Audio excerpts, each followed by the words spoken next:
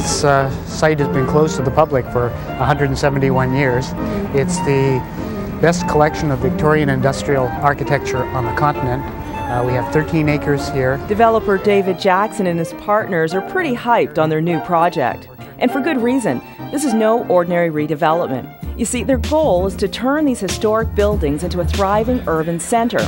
So they've gone to the creative types for help, renting cheap to curators, dealers, and artists specializing in everything from dance to high-end decorative.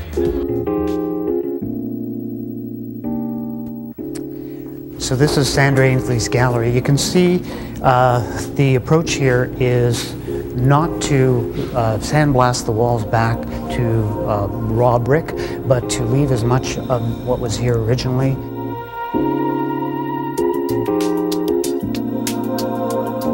Now you've brought in artists for a particular reason. You're working from the theory that artists can revitalize the area? Well, we've always understood that artists do great things for neighborhoods. Artists began Yorkville, and it evolved. Artists began Queen Street West. Artists move in where they can afford the space. Arts-influenced urban makeovers are not unique to these Toronto neighborhoods. Take Edmonton's Old Strathcona area. It thrives from its grassroots movement of theatre and arts groups. Vancouver's touristy Granville Island is home to the Emily Carr Institute of Art and Design. And in Halifax, the Khyber Centre of the Arts is fueling Barrington Street, according to its artistic director, Chris Lloyd. It's acted as an anchor organization. It's brought a lot of cultural activities to the downtown, and it's kept this sort of vibrancy alive in the city, in the street, and the street has just grown up around that. Now we're in an area where, you know, a couple blocks away, we've got 7 theaters within a 2 square block area. Daryl Lindenbach is the artistic producer of Edmonton's Fringe Theatre Adventures. We have over 500 businesses operating in this area year-round. Unfortunately, artists may make an area, but often they can't afford to stick around and enjoy its new popularity. High pedestrian traffic attracts tenants with deep pockets and sends rent through the roof. Every now and then we feel a little bit of a squeeze, and we went through a bit of a situation with our renegotiating our lease with the city.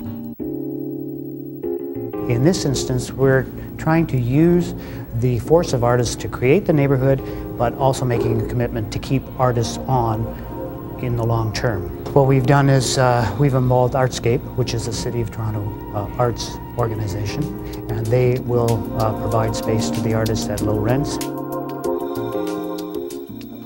In other locations, when we've seen artists come in and revitalize an area, ultimately, if it's a success, the artists end up getting the boot because they can't live in the area. Did you have any concerns that this might be the case here? They're subject to economic eviction, and that's why Artscape got its start. The reason we don't have that concern is because we have a tenure here that lasts over 20 years. In Old Strathcona, Daryl Lindenbach doesn't worry about getting upscaled out.